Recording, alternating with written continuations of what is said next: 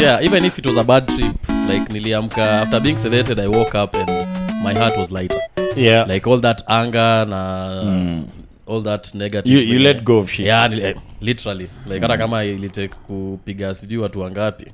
Mazee narumia mazee uochi wala hivi. Msali alikuwa analia. Umerudi huko kumwambia. I tried to do one band there you guys. If I show up. So the thing is the good thing there's no one who knew me, but there was one person who knew me. So he even DM'd me the other day. So akiingia sindo tulikuwa tunatoka, so he said hi, I was still okay. Then when akitoka now nilikuwa sanisha. Alikuwa mzee pod ama just comedy? I think alini probably sijui pod, sijui I don't know. Yeah. But it was he's a you guy jo. Yeah, I'm okay. Bado na ni mkono I think it's a bit broken but it's healing. My knees are ni kuchapa alikuwa anachapa sana. This guy is chapping in a new way. Wow. To see his hand feels different. In mkono ya fast body bana. But mazeni me lose grip mazeni, it's not the same. Siwezi kamata venye nilikuwa na kamata kitambo. Wait bana, so tell me about Buzzn Podcast you guys. Plug that shit. Buzzn Podcast is buzzing. You guys chapa it with your buddy, eh? Yeah, me and my buddy. Oh boy, Roydat. I mean they chapa with the okay. Check this guy kabla podcast tena. Sema venye pod yao pia uchelewa. Pod yao pia si consistent. So boy wako anaitwaje? Roydat. Okay, shout out to Roy, man. Yeah, Roydat, my homie. Yeah. I'm just for a couple of many years. Yeah. And when did he come housemate, down under? 2020, but nilimjua even from my Juja days. But they check out Buzzn Podcast. Yeah, the Buzzn Podcast. BUZZN. Yeah. Yeah. The Buzzn Very Podcast. Nice pod. Kimbieni huko kama manzige maze. Tufurike huko. Bana. Yeah, so si chapa mbaya. Si chapa pod. Fuck you guys. Aya, we, Roydat. Ushako amna remisi yayo. Let's do a trip into Chapa. Unaweza tell mse uchapa tu kiangalia arimisi yake. Ukiona mazee arimisi imeskupiwa with a sense of urgency.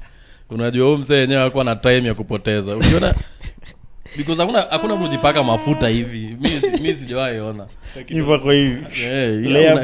So ukiona mtu ana scheme, but ukiona kuna depression. So you mmechapa more episode ngapi sasa? I think we're on like episode 12. How's it going? It's going well.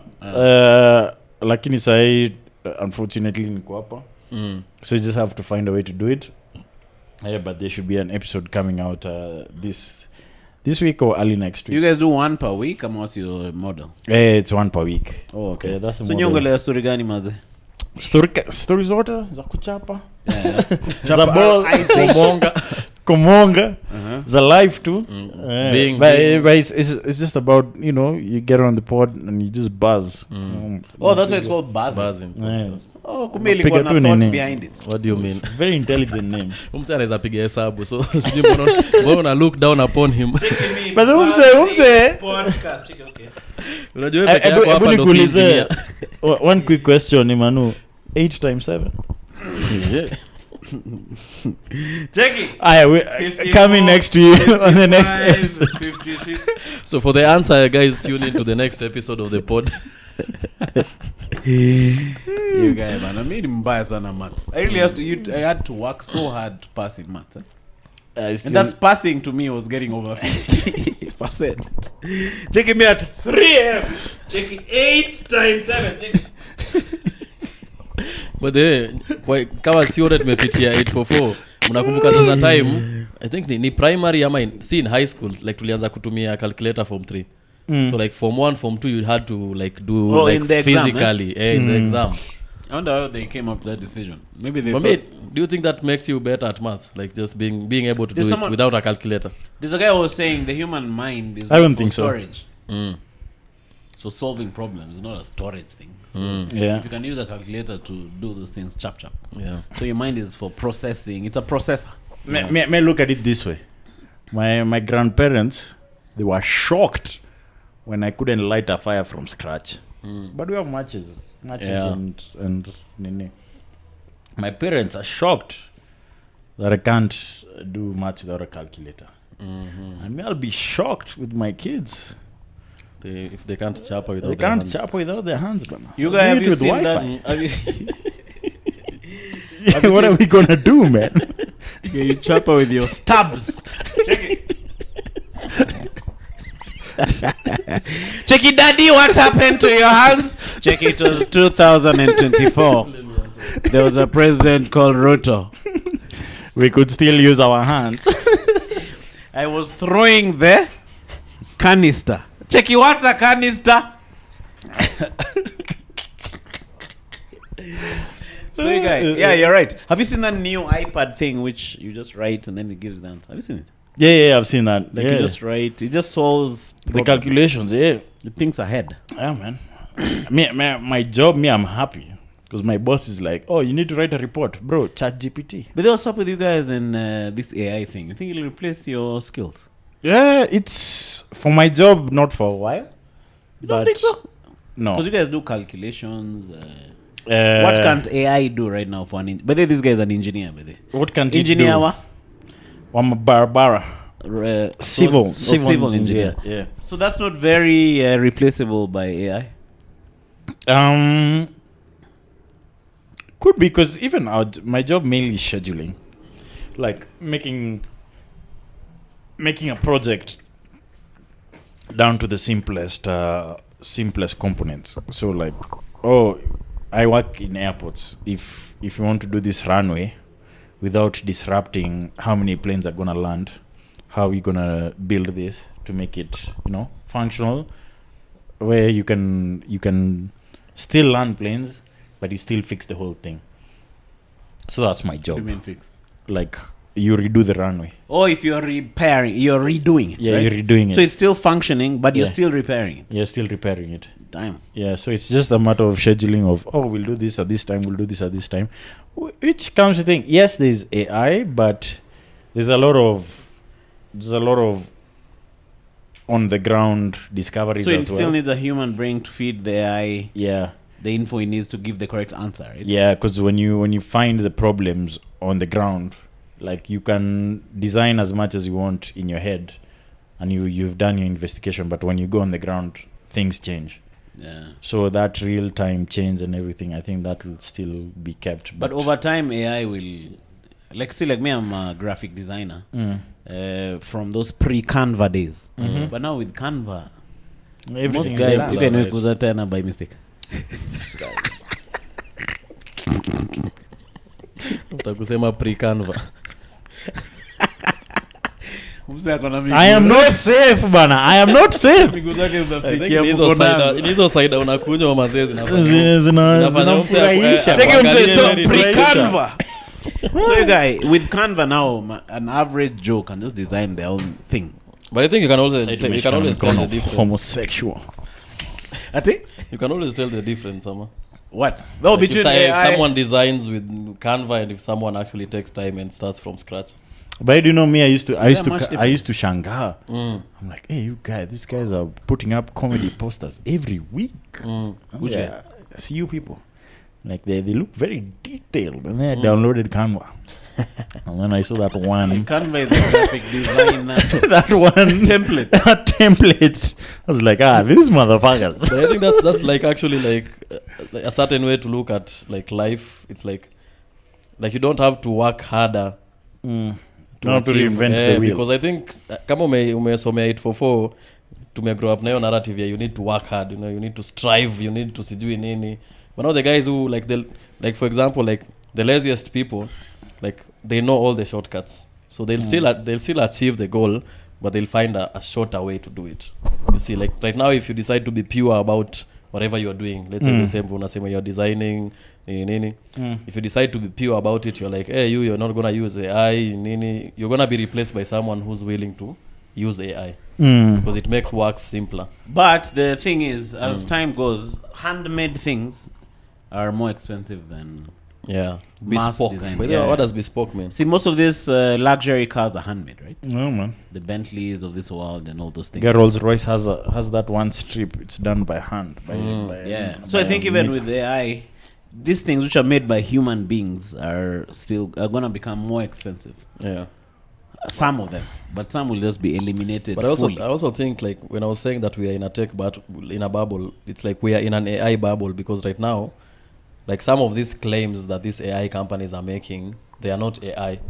Oh, it's just 100 Indians. Oh, okay. So it's Rajesh and his my friends. bro is calling. Let me answer. Yes. But also another thing I think is, with this AI, I think new jobs will develop. Like, there's a story of when the car from Henry Ford started getting into New York, all the people who had jobs cleaning the horse shit in the streets, they were like, where are jobs gonna come? But then mechanics came up. And but the horse shit guy, where did he go? The horse shit guy, he got phased out, man. He went back to farm. Check, sasa nataka kufanya farming, nataka grow mindy. He's like, I have 16 tons of horse shit. What am I supposed to do with it? But it's paralyzer. True. You guy, the manure guys had to look for a new thing to do. So I think I'm not too worried. I think the jobs will just evolve. There needs to be people who maintain that AI. Yeah.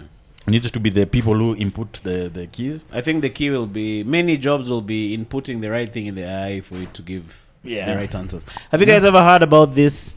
AI is woke. Yeah. So definitely you ask it certain questions. Yeah. Like somebody said, draw 5 white people. Then it refused to draw. Then it drew black guys. Yeah.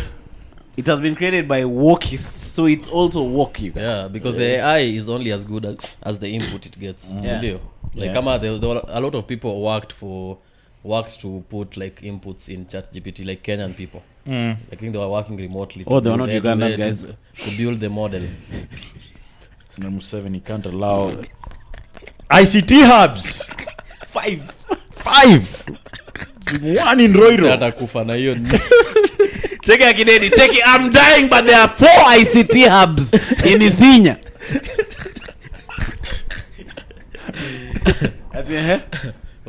You're talking about inputting AI. Yeah. So kuna inputs zenye, I mean, most of the information itatoa from the internet.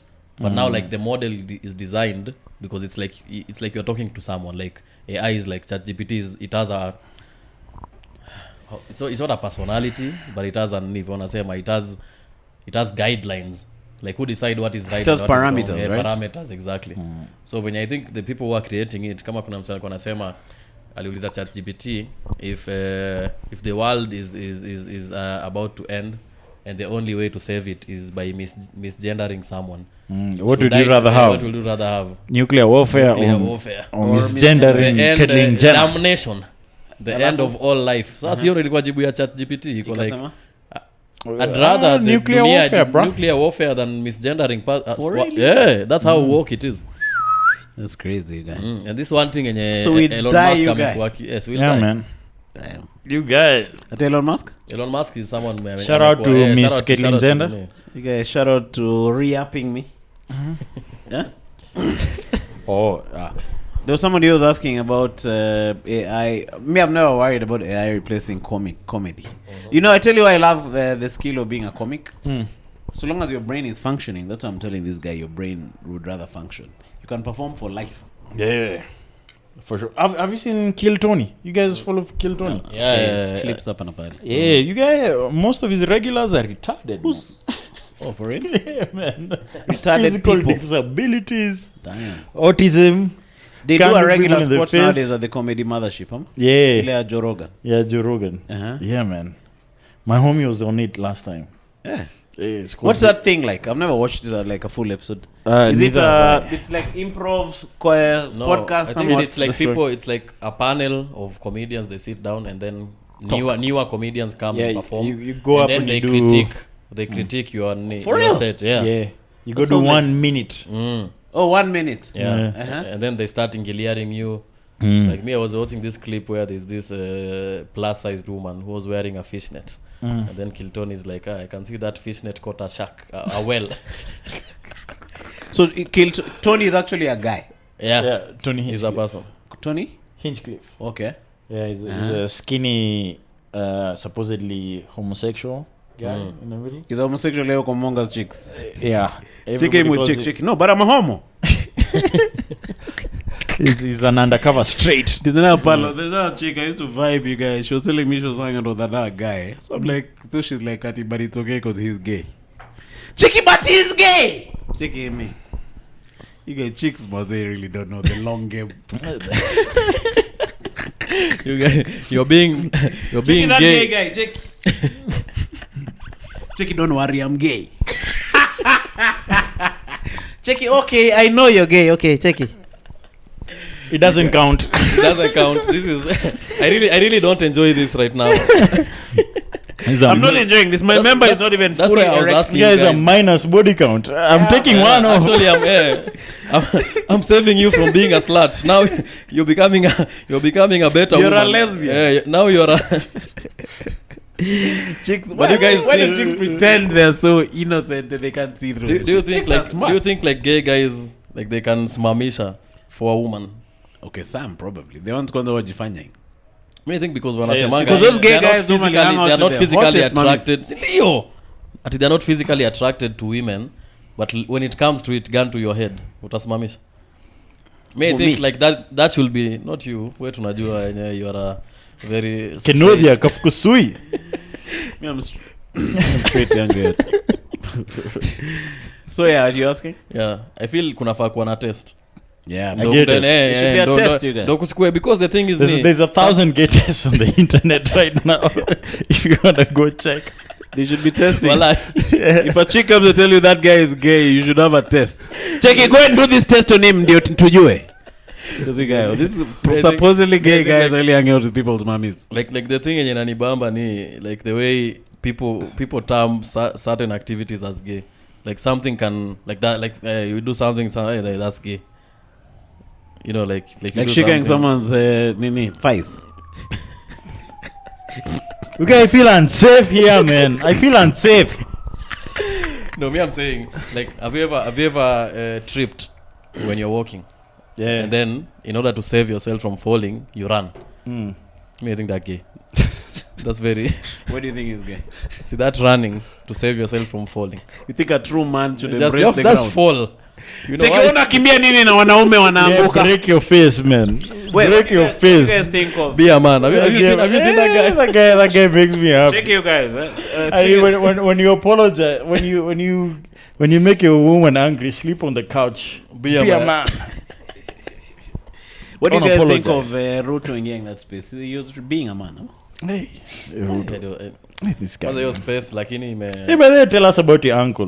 What should we do? What is about Kale saying in the Kale group? I wish I could understand Kale, but from the words I can need, they are You very. need a new Kale on this pod. Hey, These guys are hybrid diversity Kale. is down, man. But me, I think. Diversity is down. I think me I gauge the ground from my mom because my mom is, when it comes to politics, she's very very She's tribal. always on the floor. So what's she saying? My mom is very tribal, 100%, and that is the case to so many. So you of can our gauge the parents. ground. Yeah, on from her, the way I talk, because she's the one who made me vote for Ruto. She's like, unajua huyu ni mtu wetu, tumpigie tu kura, tutapata kazi, tutafanya nini. I'm like, okay. But this guy is still here on the pod. You guys. What do you mean? Kwani hisi kazi? You guys going for concerts on a the Sunday. government. Can you imagine your boss? Sunday. Can you imagine your boss asking you, hey, wewe bwana, kwani hauna kazi? Kila siku unakuja unafanya hii podcast.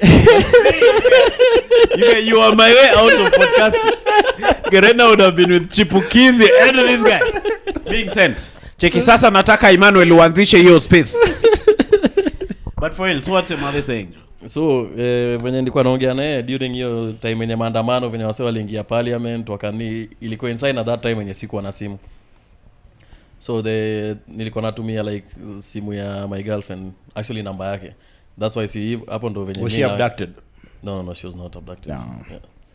So my brother called me through that number. Sijui kama alikukall akapata hiyo number, I don't know what happened. But then like, my mom was very concerned because my phone was off at the same time people were being shot at the parliament. So she calls me and then nini like the sentiments on the ground, they are very What are guys very saying? anti because the thing is anti-government. Oh, okay. Anti-Ruto, It's figured there. Yeah, it's figured there even for them. You're from LD Ndani? Yeah, I'm from LD. What annoyed them the most? Is it the taxes? What annoys them the most is the fact that even in that corruption thing, it's not getting to them. Like the people on the ground who voted for, like just hata nilimwambia, like only few people are making money. right now in Kenya. Even let's say at home we go with the mtu wetu narrative. The people on the ground they're not getting any development. Like see NLD uone. Ni ma clubs tu zinaendelewa kufunguliwa Red Life and Center, ma apartments inajengwa, but the people on the ground are not benefiting at all. It's not just a few people who are close to the president no napata ido. So when people on the ground are like, corruption venye inafaa corrupting in a corrupting way. Yeah, so even them they are tired because they're not benefiting from it. Yeah, that's a good sign, right? Yeah, man. That's a good sign. I think thank God for this TikTok and thing. It has equalized. Unakumbuka kitambo hiyo time ya umseni mshamba. Like right now, to know a guy is from Shags is maybe just the accent. But in terms of the thinking, TikTok has equalized how people think, because a trend will be a trend in Lwandeti. Someone was telling me they watch me in Lwandeti. Damn. Yeah, man. From your hometown. Yeah, man. That's crazy. I mean, so I'm not on TikTok like that, man. No, TikTok is crazy, man. Yeah. So guys, I think that's where the revolution has been. Yeah, and then also like TikTok. The revolution will not be televised. The revolution will be TikTok. Will be TikTok size. Which is the gay hand. I think it's the right one. About the gay ear. Big bog. Have you heard about the gay ear? No. What does it hear? Like kitambo, like when now like there was still the sentiments about the community was still very violent and everything, so ilikuwa like kulikuwa na code switching, like you're gay but you can't tell, but if you meet another gay guy there's a way you can tell. Maybe so you like, vibrate so like as such an oscillation. Okay. By the way, these homophobic jokes, you know me, I'm going back to Australia. I support the LGBTQI community. No, we all support them. I am an ally. So at that time, you guys is the way they wake your hand. I'm not hating, man. I'm not hating. I need a job. Like your time ilikuwa. Maybe guys used to walk like this to know if another guy is gay.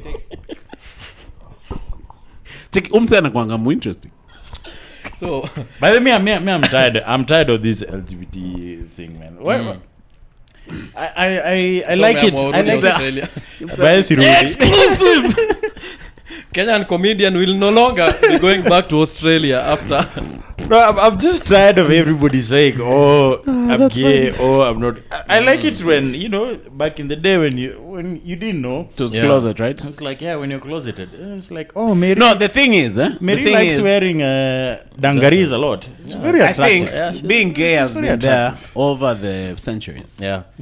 But now that's shoving it down people's throats. Like just I think it's just too much. Being attracted to the same gender has been there all the time. Like the Roman soldiers used to komonga little boys. Yeah. And it was celebrated.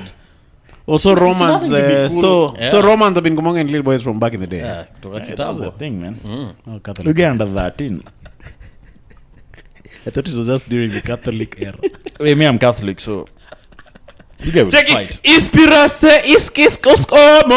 Me, I went to a Catholic primary school. You get me, I'll fight. And I was I'll win. Listen, I was very interested about being an altar boy, because I used to sing in the choir, I used to dance. Like I was Christian for a couple of years in my life. Yeah. And I really wanted to be an altar boy, but I couldn't because I wasn't baptized. Like kuna niuma sana. But now after I grew up and then I heard stories about little boys being me, I'm like, okay. Don't worry. It was only the hot boys.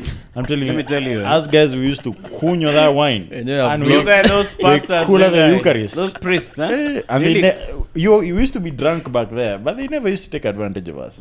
So that hurt my self-esteem. Yeah. But anyway. You guys, those priests really cool at that stuff, man. And then you know the service is right before lunchtime. Check it. The body and the kunywa the blood. Check it. Check it, me with the pew. There's no doubt on that Palomeno telling me that he went to the queue. Then he told Muli wa Yesu, then he said asante. He was really chest. Check Muli wa Yesu, asante. Check it, talk hapa wewe. Wewe si mkatholiki. So, let me tell you, there was one day my aunt alikuwa ametengeneza kesa. Wapi sosa? Did you see? Kuna sosa ya mwili. Nataka kisigino. Cheki bado niko na damu. Kuna sosa ya mwili.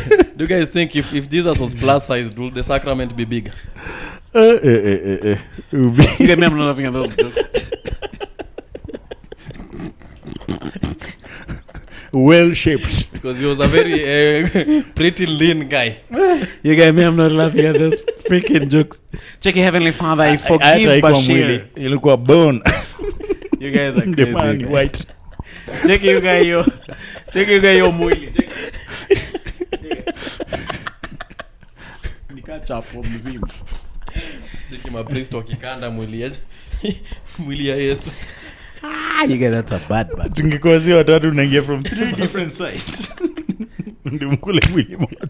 Ndio mwili ya Yesu, hiyo movie ya Jesus ilikuwa hardest. Check it. Ndio mwili yangu. Check it. Have you watched the Jesus movie you guys? Za kuelewa mbona Judas alimsaliti maze. Ndio anunue mkate better than you.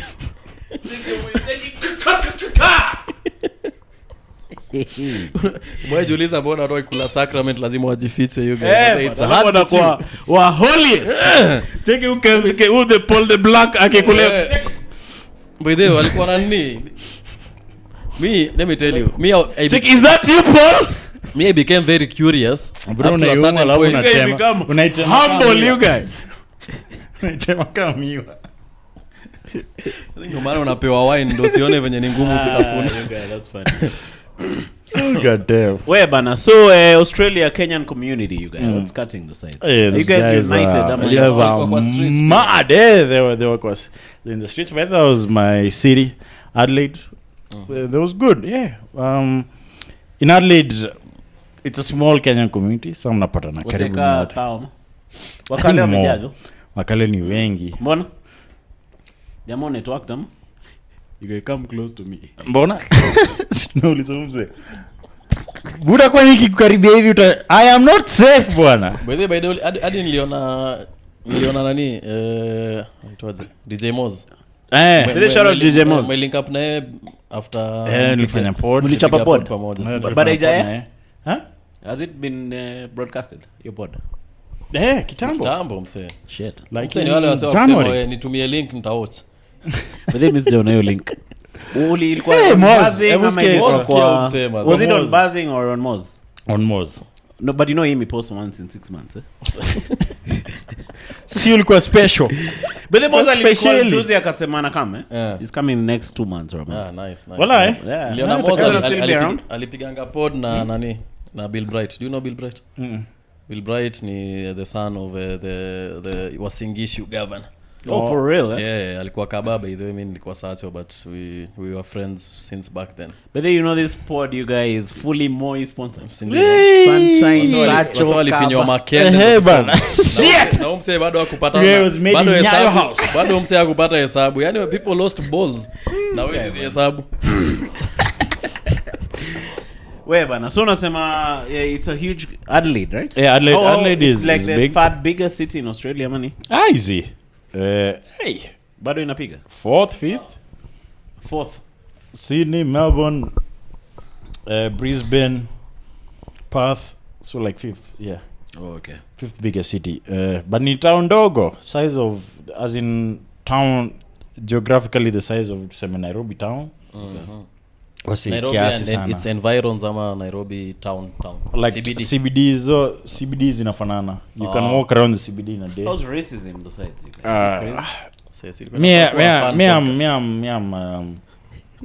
I'm an Oreo. I'm black on the outside but I'm white on the inside. You know how to blend. Pause. I know how to blend. You know how to lumber the master's ass. Check it, this guy, check it. This guy is white on the inside. Check it. Check it, the master. Check it. No, just listen, mate. Just lick the left one. It's not some gay shit, man. Move on. But yeah. But it's not crazy, right? It's only ignorant people. They're just ignorant. Yeah. He's looking for his brother. No, my brother is calling me from Karen maze. Mshaongea? No, unajua nataka nimtumie kaso maze. So tumalize tumtumie haraka. Wewe bana. So unasema it's not that bad. Racism nini. Nah, because majority of Australia is immigrants, man. Oh, right. Yeah, so is it true that Australia and the original ones were jailbirds from the UK? The original ones are the Aboriginal. No. As in the original colonizing Australians. Yeah. Were people who were convicted in the UK. They were criminals. Criminals. They're sent there. So I think Adelaide is the only city which had non-criminals, business people showed up. All right. Yeah, I think Adelaide. I'm not too sure. Correct me on that. But yeah, I correct you. Yeah, but like you go there and you see so many Indians who think you're in Parklands. Oh, there are enough more Indians. Yeah, so many. Shit. Let me tell you, someone said that Indians can never be tourists. They work there. Yeah. They take over those niggas. They take over, and then Chinese people, it's like in Kile as well. It's South Sudanese. South Sudanese, then Calais. So it's very... Guys are vibing. Have you seen that Calais guy in Australia who's really vibing anti-Eldoret stories? Yeah, man. Check it. The government of Eldoret. I am an Alteration. And Eldoret is my business. Sister, listen. Have you seen that guy? I haven't seen that. You haven't seen that guy? You haven't seen that guy? During the protest, he was really trending. Yeah. But like, yeah, it's so mixed that you don't really feel... Yeah. There's a reason why I don't have an accent, because I hang out with so many Kenyans. So is it on purpose? Do you hang out with so many Kikuyu Kenyans who sell land?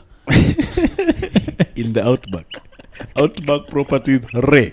That's the name of that company. Actually, his Kikuyu accent became better after you went to Australia. Check it, Outback Properties Ray. Wait, man. So is it on purpose or it just happens? It just happens, man. Because even my cube mate from high school is in Aussie. Oh, that's cool. Crazy. Yeah, that's so people I know lonely as much. Spoiler alert: he's also Kale. And then his name is Bashir Kipto. There was a higher chance. Then there's like two mamas I knew from Campo who are there. There's Roy, your boy. We live in the same podcast. Buzzn Podcast. We knew each Shout other out from to, Juja. Shout out Roydat. Yeah, so we live with him. You live with Buzzn, eh? Yeah, I live with Buzzn. Is he your roommate, huh?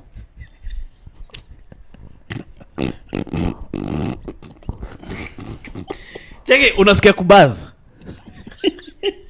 Jumi niko in. Yeah, saying watoto wa shetani nyenye wote. But anyway, yeah. Cheki, come to buzz kiasi. Cheki msaki come nayo kidogo buzz. But shout out to Roy, bro. But now fuck you. Anyway, like my close Vida Suleiman, Suleiman. She's a comedy friend. Oh, nice. She's from where is she from? Lebanon or something? Oh, it's a chick, eh? Yeah. Does she have a It's a grown woman. Okay. With teenage children. Damn. He's a homie. Shit. Oh, nice. Shout out. That's crazy. Shout out Vida.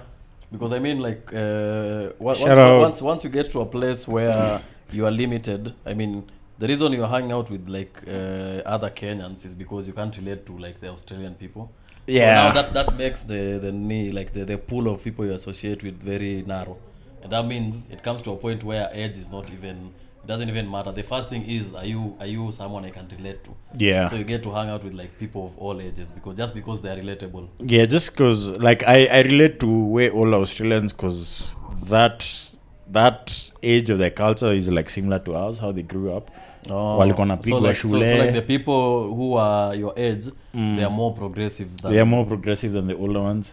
But yeah, I still have homies. Huh? Do they comonga each other? See, everybody comongas everybody. Yeah, that's funny. It's a comongarization. So what is it looking like? Do you think you'd live? I have my Indian buddies, Chetan and Aditya. Still Kenyan? Shout out, namaste. Yeah, sorry? Are they Kenyan or Australian? Who? These Indian buddies of yours? They're Indian. Oh, okay. They're from India. Yeah, from India, directly from India. So yeah, you get along mainly with third world people because they are used to your life. Nigerians? Nobody likes Nigerians. Oh yeah, Nigerians are easy. Your homies with them. Yeah, we basically, a lot of people hang out with Africans because Africans you get each other quick. Have you ever got profiled as you're traveling into the country? Like no. The problem is clubs. Because I'm tall, people think I'm South Sudanese, and South Sudanese don't have a good name there. Oh, for real? Because they're very violent, right? Yeah, they have some. Not all of them, but like they're as black as. They can't tell. I think it's the name. You guys look alike. You guys will You look should alike. change your name to Paul Not So Black. Yeah, Paul the Oreo. But yeah, like I have South Sudanese buddies, but there's some who have like. The problem with the South Sudanese is some of them are more Australian than African. So Australians are very violent. Those guys are like fighting. Alright. Okay, even if you- uliniambia kwa club fight inaweza fight anytime. So the South Sudanese who are more Australian actually fight more. Because the South Sudanese who are proper South Sudanese, they you know, you're scared for your parents. If you're an immigrant in a foreign country, you tend to You lay tell low. a teeny. But now like if even you, the if you're parents born are there calm and down, you've but seen you're that there, culture. you feel like so you're, them they are residents, right? yeah, Born. they're citizens. There A you can lot get of them. citizen if you get born there, you get citizenship there. Yeah, but even them, they're citizens from like refugee status. So a lot of them you'll find they were in Kakuma, they grew up in Lavi, they grew up in Kileleshwa. So they even have this Kenyan bands. Oh yeah, Oh, they're okay. more Kenyan than... Yeah, but then they probably came when they were early, super young. Interesting. But then, you know, now when you get integrated to that Aussie culture, like Aussie people like to fight. So I'd say it's the Aussiness in them that makes them fight more than the African. Than It's the Aussiness that makes them fight, but the South Sudanese made them win. You know, it's like they have, let me tell you, me I fought with like I went to a certain concert and then like you see how you can be at a concert and then like you split up. So me I leave my friends because it was 3 stages. There's one stage here, all of, like different stages are playing different music. So I'm like, hey, me I'm done with like electronic music, let me hear some hip hop. So I left my boy with his chick. When I come back, I find my boy squaring up with like 10 Sudanese guys. Yeah. So me already I'm doing math. So math is, but Math is it? so I'm doing the math. I'm like, hey, because apparently one of the South Sudanese people, I think, touched the chick. Ass. Yeah, the chick and everything. And you know how? Actually, should I answer? It's Steve Charles. Yeah, answer. Make a speaker. Nimemcall. But acha nimalizie story then I call him. So nimefika hapo napata boys wangu nataka kupigana nao wase wote. So already mimi napiga hesabu naona hapa haiwezi make. So I'm trying to be peacekeeper, si ndio? So I'm like, hey yo, I'm brokering peace, nimekuwa Kofi Annan. I'm like, hey guys, let's just talk about it. We don't have to fight. Umepigwa Kofi Annan? Yeah. Yeah, idafika. So mimi niko hapo katikati. My boy is here. Hawa si wako hapo. So I'm talking to them. I'm like, I'm sorry, what happened? Nini si lazima ikuwe ni, we're here to have a good time. So in the midst of me trying to broker peace. In the midst. Midist haina shida yoyote. Si bora mmeelewa. At least najua maths. Hiyo si language yetu. In the midst. Yeah. of me trying to broker peace. Wazee kuna ngumi fulani sijui ilitoka wapi. Ikakulandia. Ilitoka Juba. So fighting those niggas. Immediately hiyo nili anza sasa, now it broke up into a fight. And that time I think I was as big as you. Like nilikuwa at least 150. You're selling plots in the outback. But I was the biggest one there. So me I was assigned 4 Sudanese guys. For real? Sudanese? Yeah. So let me this fighting thing is not a Man. This guy was just manifesting it. So me I was beaten. Me hata si hiyo vita nili lose. This is your natural Because let me state. tell you, Any factory settings kuvana na kuvaliwa. And so walikuvunja. Hey bro. But those guys have better training. And then ni kitu kama 6 7. Unaona venye ni dark, imeanza kuwa dark hivi. So first of all, I can't see them, but they can see me. You guys.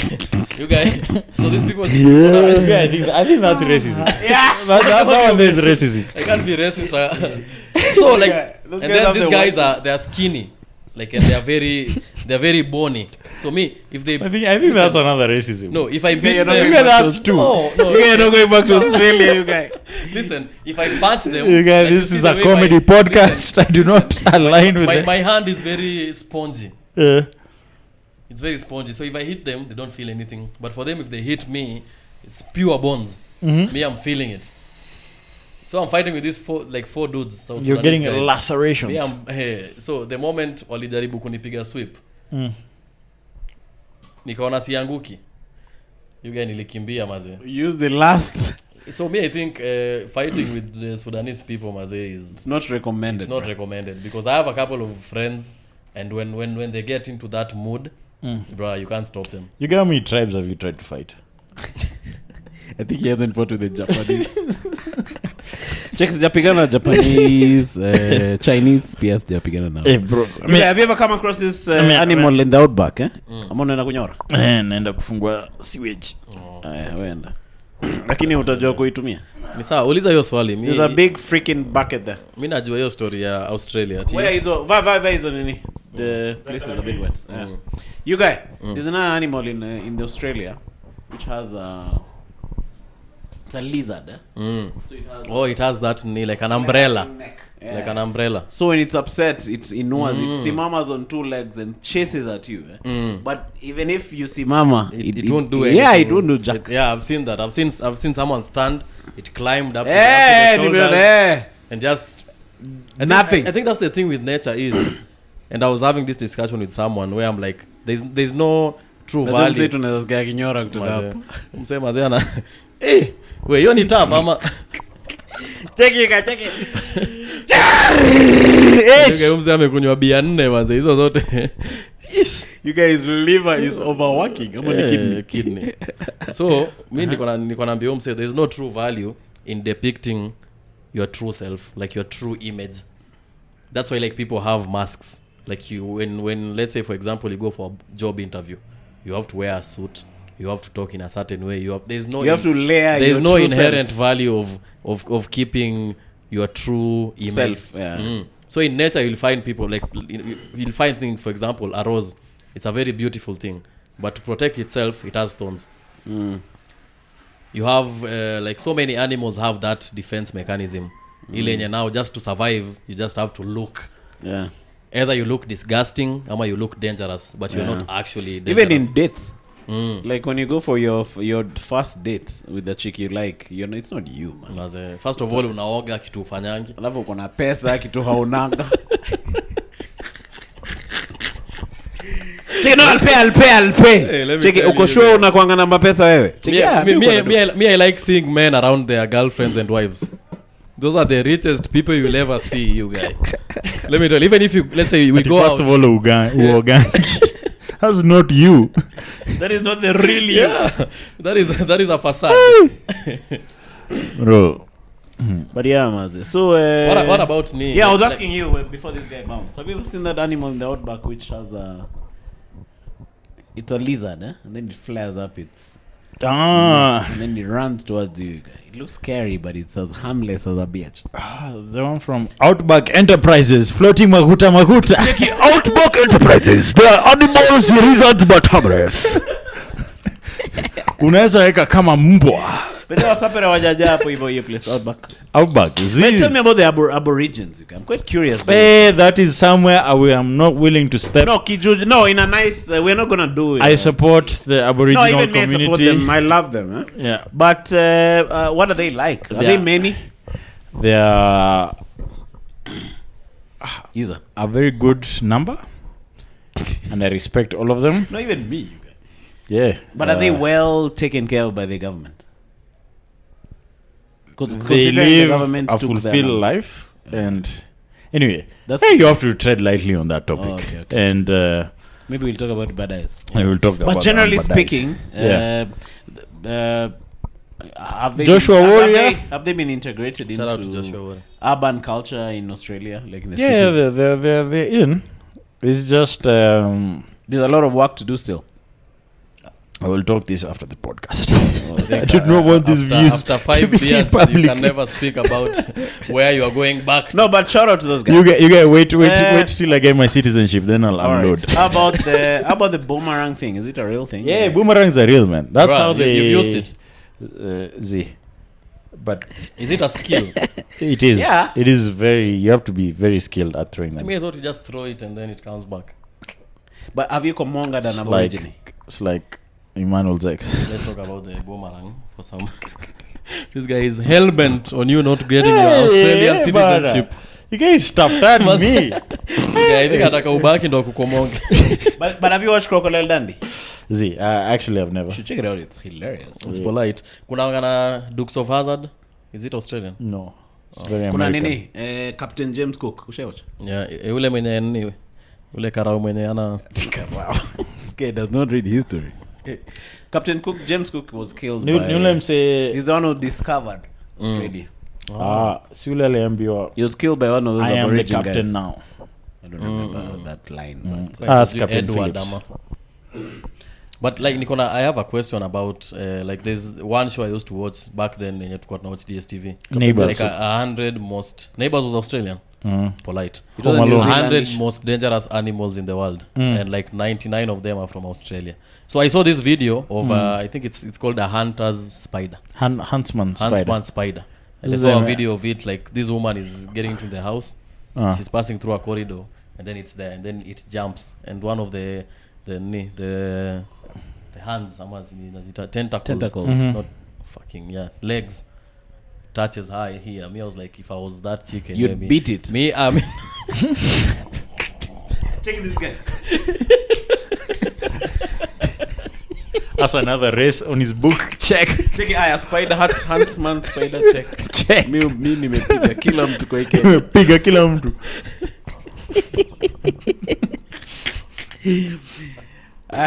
I'm like, But huntsmans are huge. Oh, you've seen them? Yeah, all the time. They just all the time. you guys. Me, I don't think I'll ever sleep if I see that's one. harmless.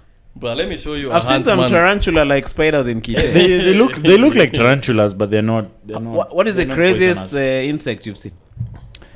Craziest insect? Insect. By the way, the thing about Australia, you see, they tell you those spiders are so harmful, but they're so small that if they bite you, even the venom they won't get into your bloodstream. Oh, okay. But if that venom gets But into it's your painful. bloodstream, that's a problem. But they're so tiny. Let me show you The bad ones. Huntsman. Huntsmans are huge, but they're not. They're harmless. Oh, they're big but harmless. Yeah, big, But they can harmless. pull out something like a bird or something. Not a If they bat. grab it. It's flies and stuff. They jump, right? Yeah, but it's just like a. No, what can I say? It's like half the body. The body is like this thing, but the legs are huge. Like this thing. Yeah, like this silver part up and down. This is like how big the body is, but the legs are huge. Oh. So if you put it like here, it'll look like something huge, but the body is tiny, and even if they bite you, they're harmless. Yeah, look at this. Just scroll and look at this. Damn, you guys. Flies. Like it can feel that space there. No, but this guy is saying the legs are the ones which are That's what huge. is that saying? Yeah, the legs are scary. That saying of we're not here to fuck spiders, eh? Yeah, How does it go? yeah, we're not here to fuck spiders. That's my joke. Hola. Yeah. This guy is Haven't I telling told you you that? the- You guys is repeating my comedy to me. This guy That's knows why I'm all saying, your like- jokes. Who are you, Steve Chalo? You guys are funny. Aye! This guy must tell you a joke to see if you really remember it. Yeah, it's like you heard it from me, motherfucker. What's the joke? He said, we're not here to fuck spiders, but I walked into a room and I saw the spiders. And if there's one word I used to describe them, it would be fuckable. Damn. But you guys, come on, guys. Huntsman. But come on, I guys. don't think you understand. I'm not getting But- the reaction I need from you. But come on, guys. A spider doggy can be polite, huh? Why? I think it's more spidery. So it's a bigger. Check it. I think you can really move it. Check. Check it. Wacha kumove ass yako hivyo. Apparently, we are here to fuck spiders, right? This guy is here to fuck them up physically. Check it. So let me tell you. Check it. Wewe unajua mimi ni nani wewe? After I told Kinaman this story on Friday, so you see how like before the show, like people are very anxious. Where's your mic? This guy has been talking to himself. This guy is lost. Mimi nimeanza kupiga story niliacha pod.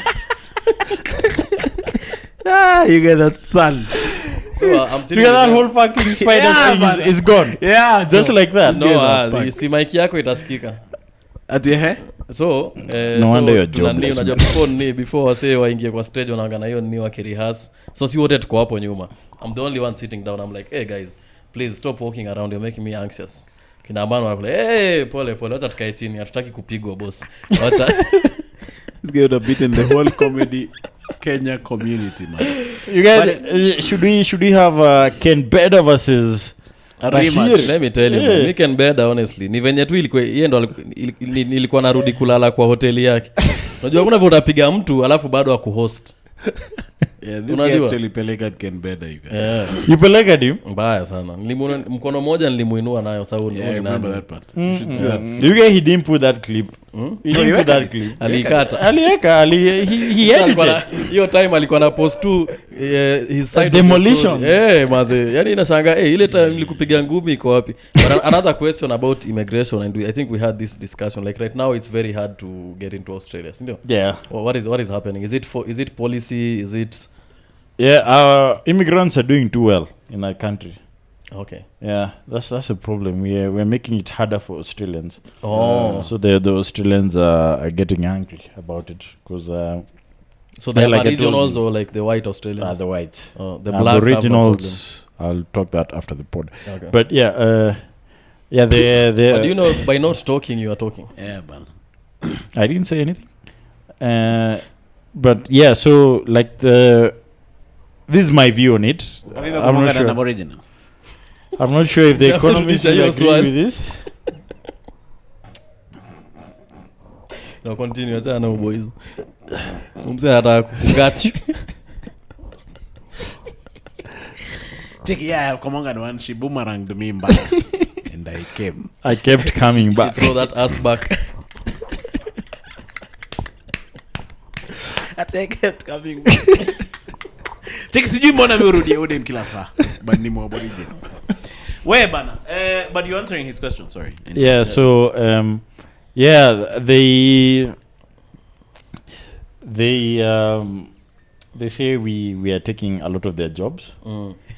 And we are doing better than them. We're doing better than them, and now they can't afford houses. So the housing market is in a crisis. I was telling you about that. I was watching that documentary about like the housing crisis in Australia right now. Yeah, because I think immigrants are coming in, and we're a lot like the Chinese are buying houses, the Indians are buying houses, the Kenyans are renting, the Kalays are buying. These guys are organized, especially the Indians, right? They buy whole communities, right? Like the last time I came to Kenya, I went through Melbourne and then I went through India.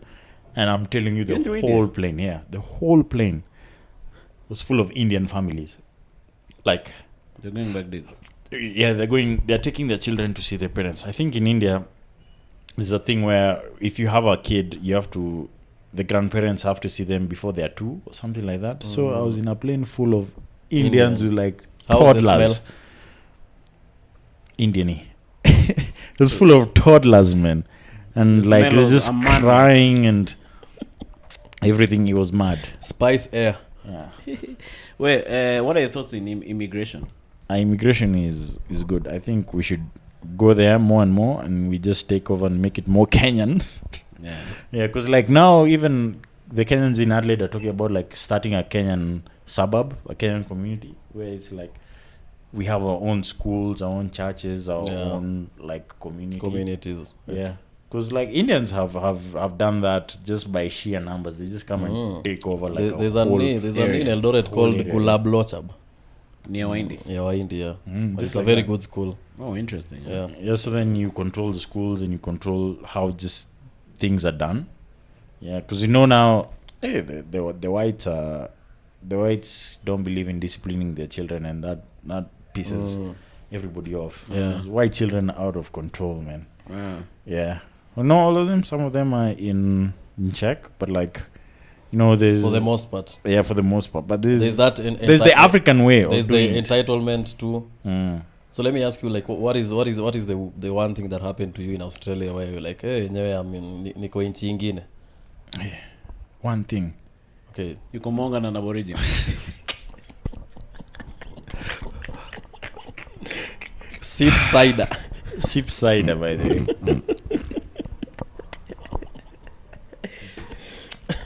By the way, like, it's an everyday thing. You just wake up and you look around and there's zero black people. You're reminded. Man. This reminds you.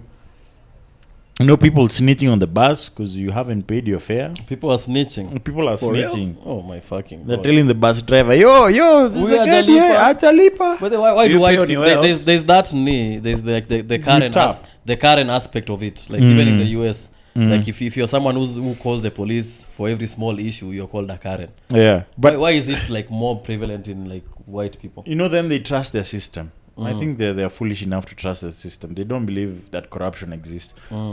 Blatant corruption doesn't exist there. Yeah. But there's other forms of corruption. But there's other forms of corruption. Like warmongering and Aboriginal.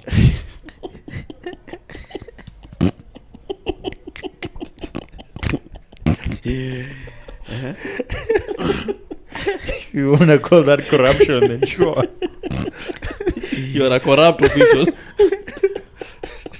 Take advantage of their free land. But yeah. So they trust in their police, they trust in their systems, they trust in their government and everything. But it's like, to a certain extent, the government does work. But on the other end, like if you have enough money, you can bribe. If you have enough clout, you can. For real? Yeah. I think it's just like the life we live here is only for like the super rich. Yeah. In Australia. I think that's the and even in the West. That's the difference. The life. Just say that again. The life we live here. Yeah. In terms of corruption and everything. Okay. Is only available to like the super rich. Like if you're bribing a cop, cops there still take bribes. If you're bribing a cop here, you're bribing him what, 2 sock? Yeah. If you're bribing a cop, the rate unajua saizi Ruto ana tax hadi corruption. It has gone up to it's gone up. It's gone up 350. If you're bribing a cop in Aussie, you guys like $30,000. Damn, it has to be a crazy amount. Yeah. Because they are risking a lot. For them, the risk is huge. So it's just a different level of corruption. Yeah, it's only available to the select few. Yeah. Who's the leader now? What's the name of the leader? I don't know. Was it Anthony Albanese? In a country where you don't know the These guys fire their prime minister. Yeah, all the time. I don't think there's a prime minister ever since I've been not even ever since. Like since like 2010, there's no. Do immigrants vote? It's like in the UK now. There's a new. You guys don't vote? No. So you don't have a say on who. No, but he's not. Are you a citizen yet? No, I'm not yet. Yeah. But when you're a citizen, it's a must you vote. You get. Oh, it's a must. If you don't, For real? Yeah. My brother is a citizen. He's here in Kenya. He goes to the embassy to vote. Otherwise, they're gonna fine him. Damn. That's crazy. That's crazy, man. Yeah. So you have to vote. You have to. There's a guy called Abbott. Was he in Australia? Yeah, that was a while ago. He was Chujwan, eh? Yeah. Then there've been how many after Abbott? I think like 3 or 4. Shit. Nika UK size. None of them finish a full. It's like the UK with Sunak now is out, eh? Yeah. No, there's a new guy. Kramer or something. None of them finish. How come Australia is still under the Queen, you guys? The King, sorry. Pussies like that. Those guys saying Nini, God save the King? No, but they have Are they Australian nights? That's a holiday, right? Yeah. Like there's a day which is either Queen's birthday or the King's birthday. I don't know who it was. But it changes if there's a king or a queen. Oh, depending on the yeah. So everyone, including the Aborigines, how the king is feeling that day. If he's feeling as like a queen, it's you guys, the Aborigines go to work. It's not even his birthday. It's not even his birthday. It's not his birthday. It's like Christmas. Just a day. Yeah. Yeah, that's crazy. It was like one queen's or one king's birthday. So yeah, before Lizzie died, before Eliza died, it was Queen's birthday. But then now that she's dead, now it's King's birthday. Check it. God save our precious King. That was the lyrics. Yeah. Are you sure? God save our precious King. God save the King. You guys don't know the lyrics? Yeah, that sounds like a Catholic hymn. My mother used to sing that song when she was in primary. About God save the Queen at that time. And she was in a Kenyan primary. Yeah, man. Can you imagine? They used to Those guys used to say the sun does not set on the British Empire. It does not. Yeah, but the British have comongered entire continents like India. Check the British, check. Like have you ever seen like how without lube, Joe? If you go to India and you see how like the English castles and like the buildings that are still there. The buildings. Yeah. Yeah. We've seen them. I thought we were on the same side. Math. Have you seen the buildings? At the building. You guys, that's funny, you guys. Wait, Banner, we've chopped this pod for 2 hours. Let's land this shit. So, you're around for a while, huh? Yeah, I'm around for a while. So, maybe you should come through, Kiasi. I won't shake you. This guy telling me in broad podcast light. See, you guys. I hate your thighs. Okay, let me tell you. After hanging out with you for an entire day, it's like, that's not enough. You're still around. Let's link up. See, you guys. Let's do this more frequently. Maybe you should come through for more pods, you guys, now that you're around. Huh? Yeah, and what do you like kulang? You like kulang? He's asking me there. You want some kukuba? Wait, when you're around, do guys demand that you pay for bills? Hey, only you, man. There's another day this guy really bailed me out of some shit. Check it. Hey, Paul the Black. Habari Australia. Queen ni nani sahi huko? Oh, sahi ni king. Aya, skia. When alisikia hiyo part ya aya, skia. Well, but they have to tell you that story. I have to tell you that. Anyway. Check it. Uko na kidok 7K. But he came through, you guys. Cheers, you guys. You should clear this pod with your money for washing mothers. Washing mothers. Check him say kiosha wa mama. Check. Anasema ini kisiangani podcasting. Yeah, those days we were in debt. We were living in a studio we cannot afford. Tough times. But there, I have a story for you. I'll tell you after this. Since you're coming through to this pod, this pod has really gone on. Yeah, I think we should be doing longer pods. Yes, indeed. These pods are 1 hour. It's very brief. Yeah, but and then after hapo mnabaki mnapiga story for 2 hours. Like simgacha tu kamera endelee kirecord. Where bana? So check out for the Blacks podcast, Buzzn Podcast. Yeah. The Komonga. Yeah. With another guy called Roydat. Roydat. And also happening this week in terms of comedy. Wednesday, Chemi Laughter. Yeah, Chemi. What's Thursday, happening at Laughter this Sunday? I'm headlining actually. Oh, for real? Yeah, I'm headlining on Saturday. You guys, did you threaten people with physical violence? Check it dog, nataka headline. Check it out. Okay, jamune moming Allah selling all got yo. Doug called me and then he asked me, "How are you doing?" I'm like, unajua my wrist is bad, my knee is like, no, mentally, are you okay? He didn't care about your wrist. You guys would have headlined on a week. You guys should be called Paul the Black to take care of you. So guys, what up guys? You guys are you guys doing well? You guys a couple? Oh, amazing. Yeah, so I'll be headlining at the Nairobi. Nice. So show up for that one. Huh? Show up on Saturday, get your tickets. I think poster iko inatengenezwa saa hizi na Canva. But please show up. Thursday there's a new room. Oh, the one for Punchline? Yeah, Punchline Comedy Club. So I don't know if we've been forgiven for. Where is the room? The room is in 254 Beer District. Where the freaking heck is that? West, I think. Dave Chappelle atakuwa? No. But me nitakuwa. Are you heading down? There. Maybe we can go. I'll try to see if I'll perform. I think maybe my so it's my at sins 254 Beer District. Yeah. Okay. Yeah. So on Thursday, it's a new room, right? It's a new room. Cut as a Punchline. Shout out to Eric. Shout out to Eric. On Shout Friday, there's the Joke Bucket edition pale Nairobi Laugh Bar.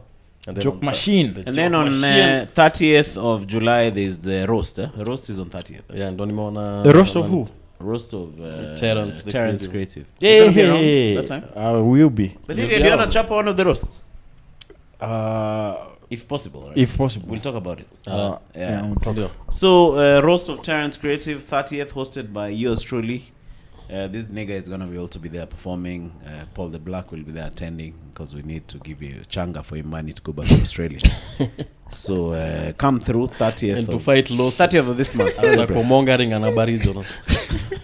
Is those are like national treasures. How do you Komonga? An Aboriginal. So you guys come through. But shout out to everyone who's been watching this pod. We did my mini special pre-special thing on Friday. It was really nice. Huh? Yeah. It actually was full house. Yeah. And fully attended. I learned quite a lot from doing that small show. Like showing up. Rehearsing. Should rehearse. But cheers, man. You guys, cheers for coming through. Thanks, brother. Hope we do this again. And I hope every day. I hope I'll be there when you guys do it again. I'm just I think no, you won't be there. We'll be with George. Yeah, man, we need a different type of freaking energy. You know this guy, we are laughing at his jokes because we need our lives. Hey, bro. Check it. As I told you, I do not feel safe in this room, man. I do not feel safe. You guys, do you have anything you want to plug? Yeah, check out Buzzn Podcast.